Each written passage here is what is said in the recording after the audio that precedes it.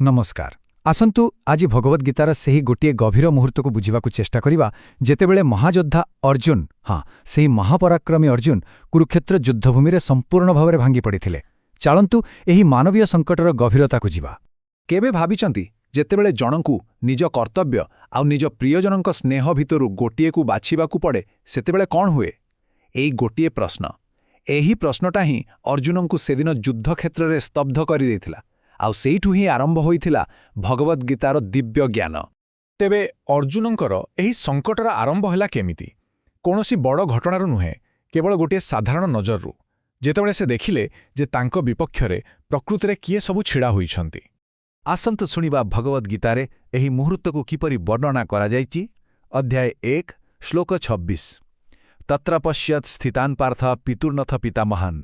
से कौन देखिले जानती? खाली शत्रु सेना नुहे, से देखिले तांकर पूरा परिवार, तांकर पूरा संसार को।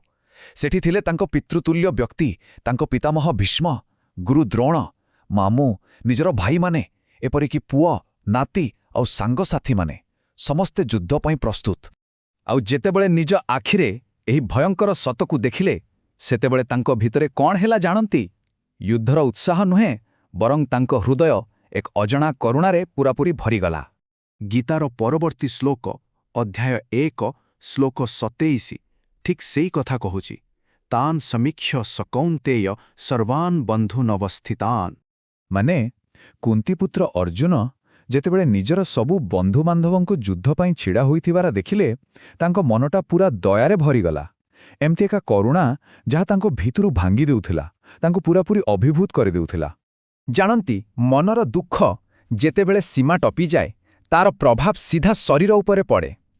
अर्जुनंक सहित भी ठीक सेया हेला।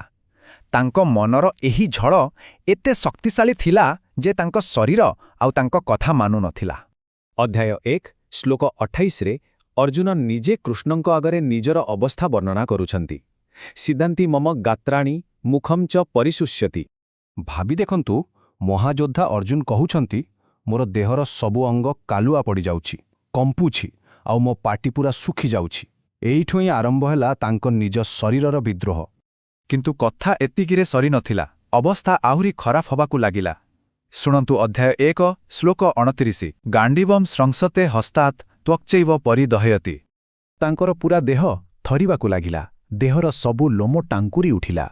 आउ सबुटु बड़ कथा जेउ गांडीव धनु तांकर परिचय थिला सेइटा तांको हातुरु खसी पडुथिला। तांकु लागुथिला जेमिति तांको देहटा पूरा जळी जाउछि। मने रखिबा कथा जे एसबु कोनोसी आध्यात्मिक अनुभूति नथिला, एहा थिला केवल भय, निज लोकंकु हराइबार भय। जेतेबेले शरीर एमिति हार मानि जाए मनर अवस्था कौन हेबो? अर्जुनंक मन भी सेतेबेलुकु पूरापूरी विचलित होई सारिथिला। से द्वंद्व आउ निराशारे बुड़ी जाइथिले।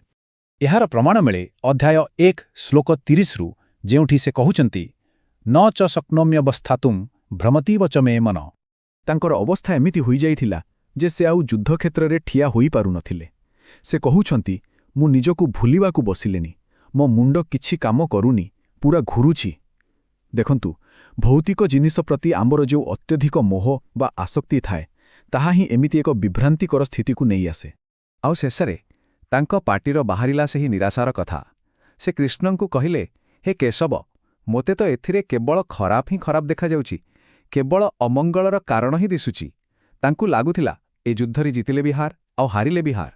तबे अर्जुनंकर एही संकट केवल एक पौराणिक कहानी नुहे, एहा एक गभीर मानवीय अनुभूति जहा आम समस्तंक पई एक शक्तिशाली शिक्षा दिए।